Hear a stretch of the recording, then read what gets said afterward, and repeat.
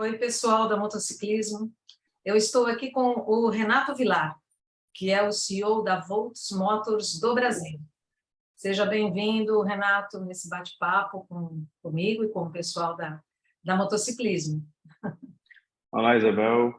Agradeço pela oportunidade de estar aqui e será um prazer discutir, enfim, novidades, problemas, né? Deixar tudo, enfim, o que é que a gente vem fazendo, o que é que a gente vem trabalhando, né? E dividir com vocês aí da motociclismo tudo que a gente vem planejando para o futuro. Legal, então. Você foi o criador da Volts, né? Você pode falar sobre essa sua história incrível, né? Como é que foi esse início, né? Como é que você criou uma empresa como essa? Uhum. Eu basicamente eu entrei no mercado de motocicleta, né? Porque eu trabalhava com peça para motocicleta, que foi uma coisa meio inusitada, vamos dizer assim, né? Foi basicamente a vida me guiou para isso. Eu trabalhava na cervejaria, na Ambev, e estava super bem, tinha sido promovido, né? Só que minha namorada, que é minha esposa hoje, engravidou, isso lá em 2013, e eu tinha 25 anos na época. E aí, enfim, eu já tinha vontade de empreender, mas não tinha nada ali o que empreender, ou ir para empreender, ou teria que ir trabalhar em outra empresa em Recife. Eu não tinha vontade, né? Porque a cultura da Ambev é bem forte, né? Então, assim, cara, eu acho que não vou achar nenhuma empresa igual a essa. E aí eu só tinha uma ideia, que era a ideia do meu sogro, de distribuir peça para motocicleta, né? Importar peça de motocicleta da China, porque a maioria das peças de motocicleta, né, eu acho que o consumidor aqui não sabe, né? Mas a maioria das peças das motocicletas do Brasil, né, seja de qualquer marca que seja, no final das contas, vem da China, né? E esse mercado de peças de motocicleta é enorme, né? Porque apenas 16% das motos do Brasil fazem revisão na concessionária. E aí são motos caras, né? A moto dali, Honda, Fazer, Facto, ela não faz a CG, né? Enfim, Titan, Fan, não fazem revisão na concessionária, ela faz revisão no mercado paralelo. Então, é um mercado enorme. E aí a gente entrou nesse mercado, importando peças. Eu comecei trabalhando no nossa lista de produtos, tinha quase 750 itens de peça de moto, desde filtro do ar até o kit transmissão, pistão, enfim, anel de pistão, tinha tudo, carburador, né? Então, tem uma série de coisas. E a gente começou aí em 2013 fazendo esse negócio. Então, a gente, até 2017, a gente cresceu bastante a empresa, mas não era um negócio que me encantava, assim, né? Vamos dizer, era um negócio de distribuição, né? Eu importava, distribuía, muito comoditizado, vamos dizer assim, né? Muito commodity, né? Então é muito acessível a preço, né? Porque esse público é acessível a preço. Então, e eles desprezavam totalmente a qualidade, né? Então a gente sentia muito isso na pele. Então era muito informal, então existia muita sonegação. É, então, era isso, a informalidade, junto com a qualidade das peças que as pessoas traziam, com que a gente que competia, e a gente falou assim, cara, isso não é um mercado que a gente seja inteligente, vamos dizer assim, né? Que a gente consiga trabalhar marca, trabalhar produto, qualidade, etc. Então, a gente começou ali, na ideia, eu tocava a empresa, a pensar em outras coisas, né? E ali, em 2017, foi onde eu comecei surgiu a Volts, né? Então, a ideia, a gente viu que a Honda e a Yamaha também lançaram as scooters dela, né? Então, a PCX e a NMAX, depois veio a Elite, depois veio também da Yamaha, que eu esqueci o nome agora, mas, enfim, que competiu com a Elite. E vinha crescendo, e o volume não era tão grande, mas vinha crescendo e dobrando, ano contra ano. E a gente falou assim, pô, quem é esse público que está comprando scooter no Brasil? Porque esse público de scooter é muito claro na Europa, né? Na Europa, enfim, na Ásia. Principalmente na Europa. Na Europa eu digo que é muito similar ao do Brasil, né? Que é o cara que quer mobilidade urbana. E eu falei assim, cara, se o seu público é o mesmo, né? Por que não a gente já trazer moto elétrica para esse público, né? Porque ele já está meio velho, né? Na Europa já tem muita scooter elétrica se destacando. A própria Ásia, a escuta elétrica já é realidade há muito tempo, mas a escuta elétrica é diferente. Não vou nem falar que é igual, é outro público, enfim, outro preço, outro tipo de produto. Mas, eu falei assim, cara, isso já está meio antigo. Então, a gente começou a trabalhar, né? A gente demorou 2 anos para chegar num produto que fosse um mínimo para esse público, né? Porque esse público específico era o caminho que a gente queria entrar, né? Que, na verdade, esse público é a primeira moto dele, na maioria das vezes. A gente tem uma pesquisa que 70% das pessoas que compravam nossa moto naquela época era a primeira moto dela, né? Uhum. Então ele não precisava de velocidade, ele não precisava de autonomia, né? Ele queria mesmo se deslocar, né? E aí foi onde começou. Então a gente demorou 2 anos, porque a gente teve que fazer várias mudanças, né? A gente começou com uma moto que a gente assinou um contrato de troca de patente se a gente atingisse um volume com a empresa chinesa. E a gente mudou a moto completamente e fez ela ser viável aqui no Brasil. E aí começou a Volks lá no final de 2019 a gente lançou, né, enfim, e assim começou a história, né, basicamente. Legal, bela história. E aí, então, depois houve um investimento da Créditas e do Grupo Ultra. Isso. Foi falado algo em torno de 100 milhões na época. Isso. A gente começou, enfim, final de 2019 a comercializar, né? O público, como eu te falei, era esse específico, público pequeno, mas que a gente estava ali, né? Obviamente aprendendo o mercado, né? E aí logo depois a gente viu que o vendendo scooter elétrica, as pessoas começavam a ver scooter na rua e começavam a vir mais pessoas e a gente começou a crescer, mesmo que a gente estivesse na pandemia, vinha vendendo cada vez mais. E a gente começou a ver que tinha alguns problemas que a gente precisava resolver para poder escalar e ser uma Honda algum dia na vida, né? Que era resolver forma de pagamento, ter um financiamento, abrir mais a regra de financiamento para mais pessoas, ter um financiamento mais em conta, né? Ter um produto que competisse com um consórcio, enfim. E tem uma série de coisas que a gente via que o seguro para motocicleta não existe, né? 2% das motocicletas do país tem seguro, né? Então, só as motos BMW, o cara deve ter seguro, Ducati, etc. Tal, as outras não têm. E aí a gente falou assim, cara, a gente tem que... o projeto é muito mais do que uma moto elétrica, né? A gente pode fazer muito mais coisas do que isso. E aí a gente começou a trabalhar na moto que foi a EVS, né? Que a gente fala que é a primeira moto inteligente, né, do país, né? Que a gente consegue controlar ela pelo cloud, monitorar, etc., ativar, desativar, esse tipo de coisa. E o conceito era aquele, né?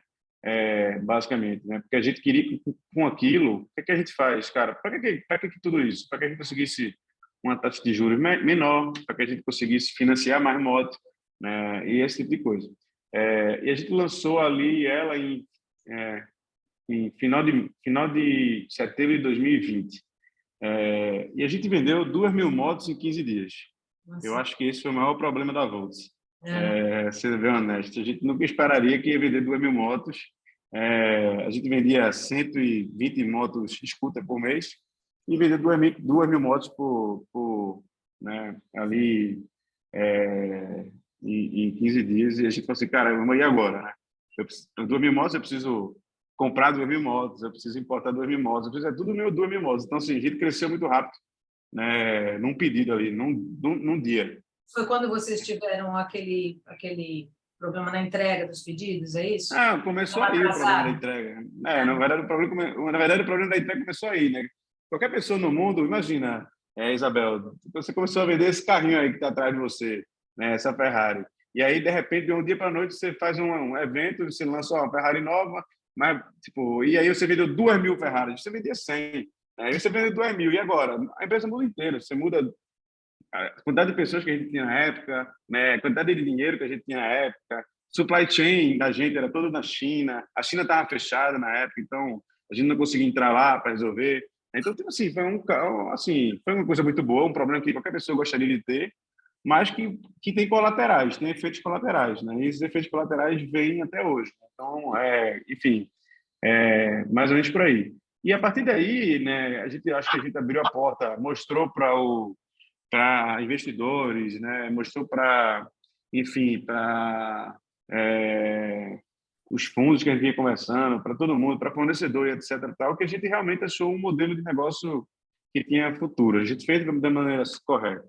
E a gente aí começou a conversar com... Aí, a partir desse momento, eu fui para a China logo depois, mas depois, ali em janeiro, fevereiro, a gente começou a conversar com o grupo...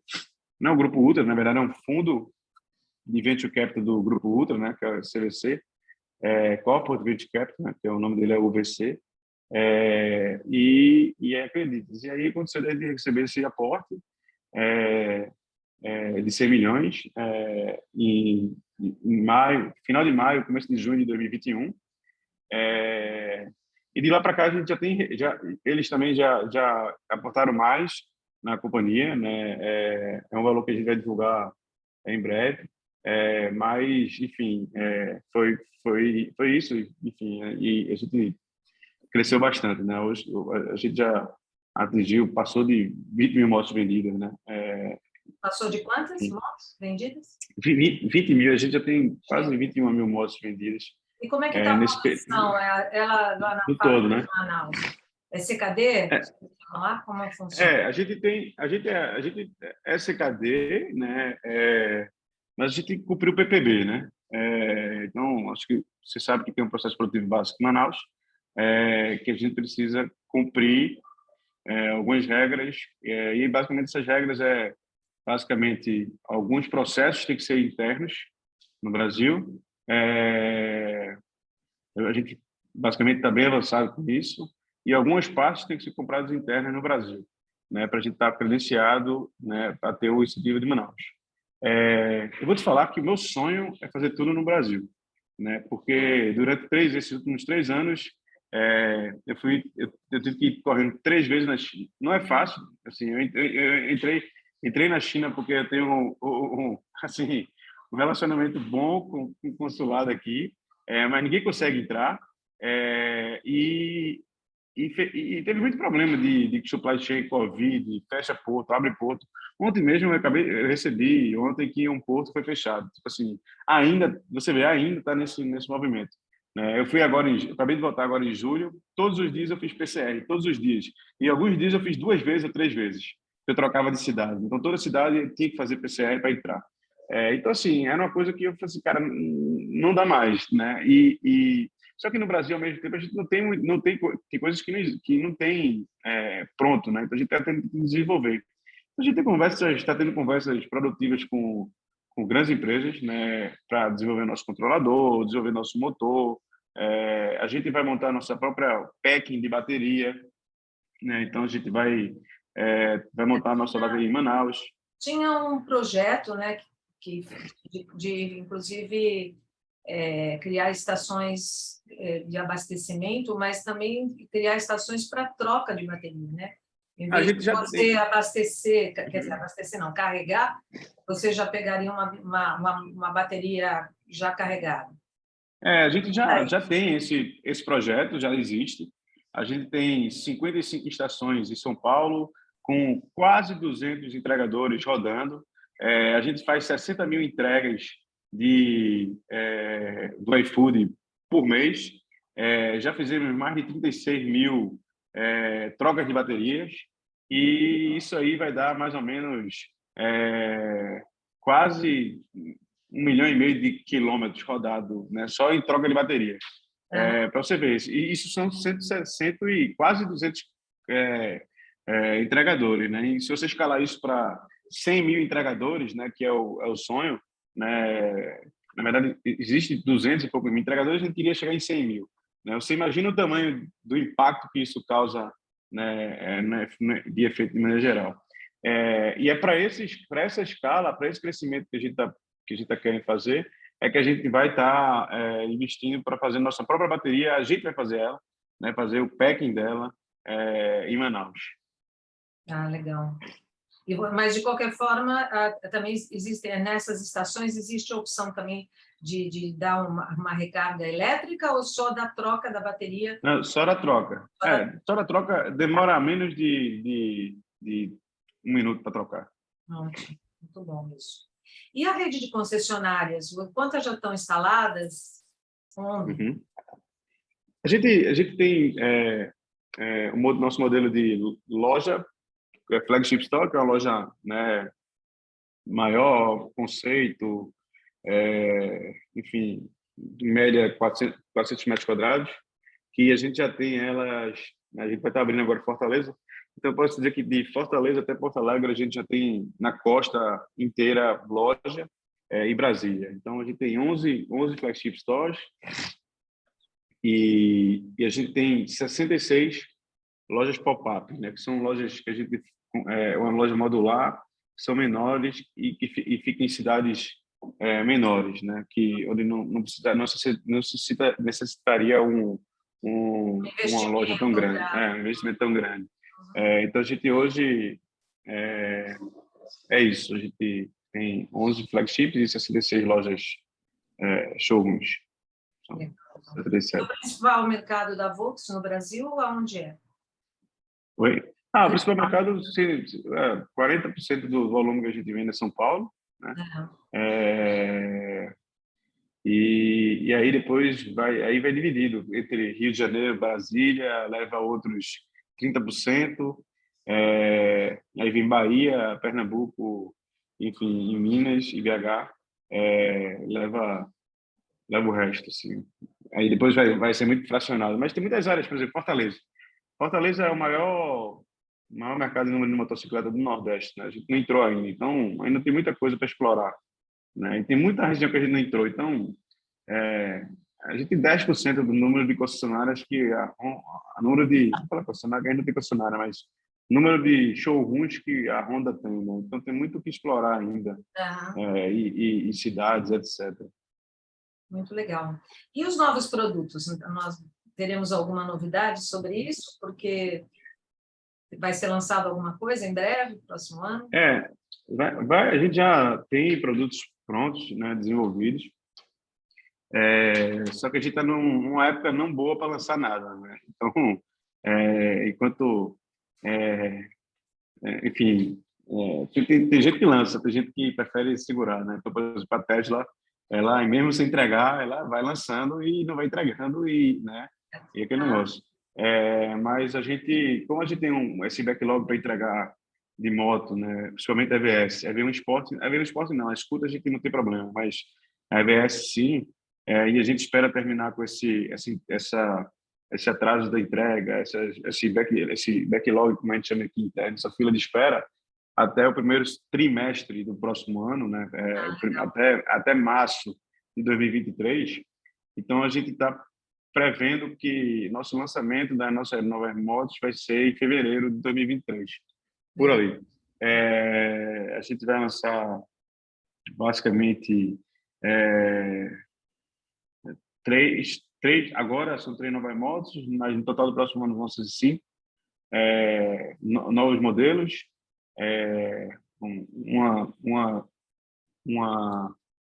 a gente chama de trail, mas não vai ser bem um trail dessa muito pesada, né, feito para viagem, feita de BMW, etc. Tal, uma trail off-road, que a gente está apostando muito nela. A gente vai lançar uma outra street mais parruda, enfim, maior. Maior cilindrada.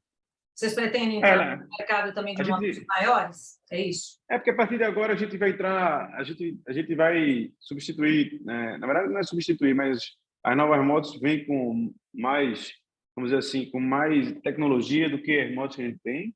Então a gente vai basicamente trocar nossos motores, que são motores de cubo traseiro, por motores, todas elas motores centrais, com mais potência.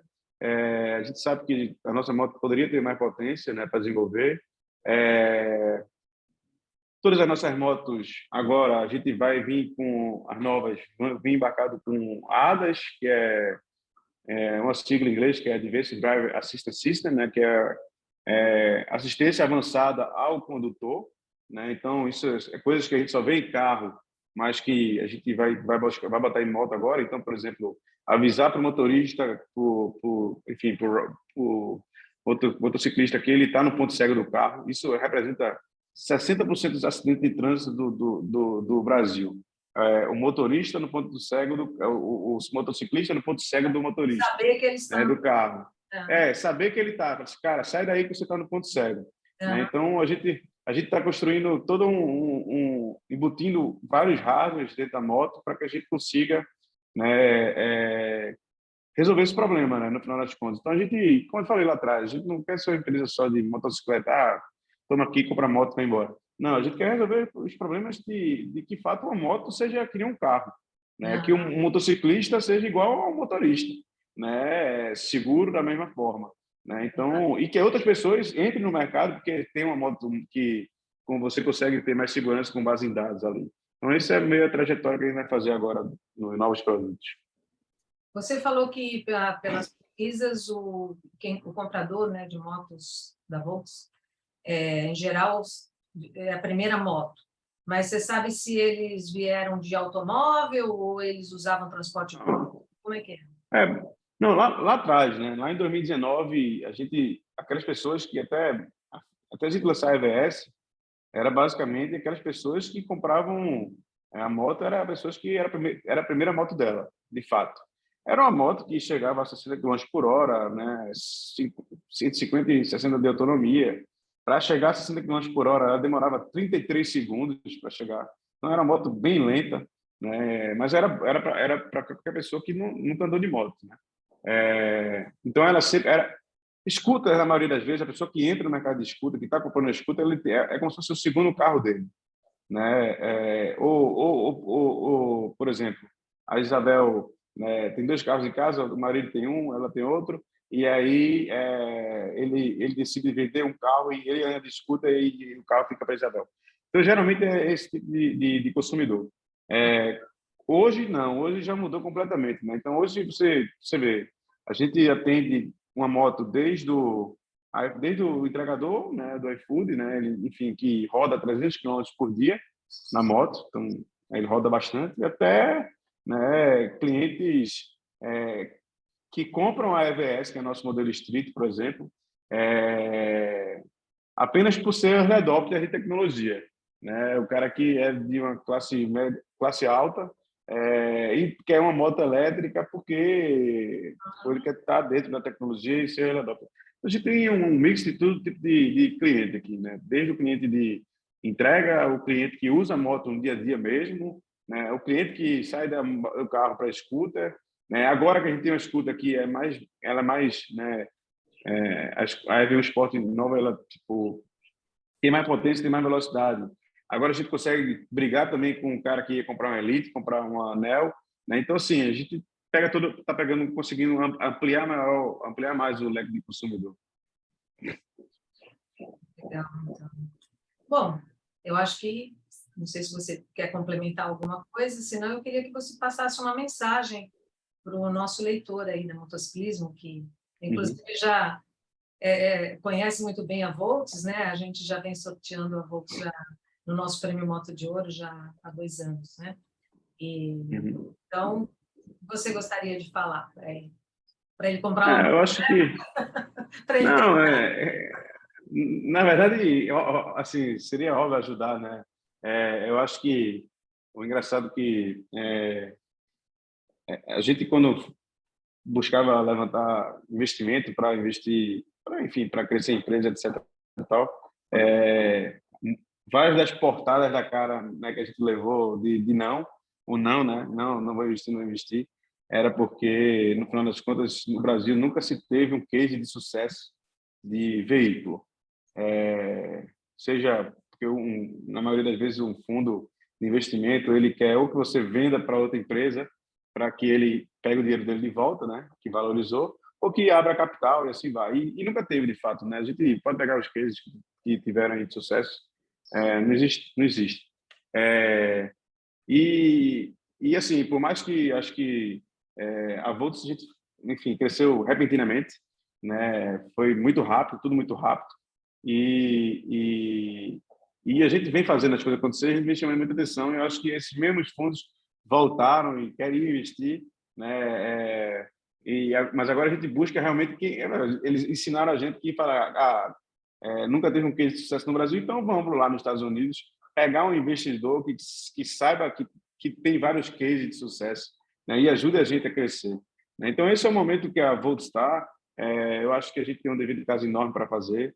A gente tem uma empresa que vai completar 3 anos agora em novembro.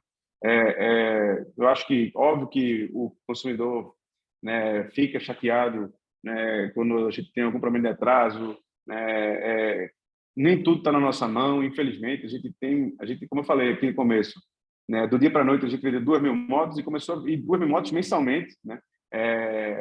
E a gente mudou a forma de vender, mas infelizmente algumas coisas não estão no nosso controle, vamos dizer. Mas o que está no nosso controle, né, a gente tenta ao máximo fazer as coisas acontecer. Foi uma empresa que cresceu, né, de junho, né, eu acho que junho, quando a gente recebeu o investimento, a gente tinha vendido aquelas já 2.000 motos, mais de 2.000 motos, né, porque vinha vendendo mensalmente. A gente éramos 50 pessoas, mais ou menos.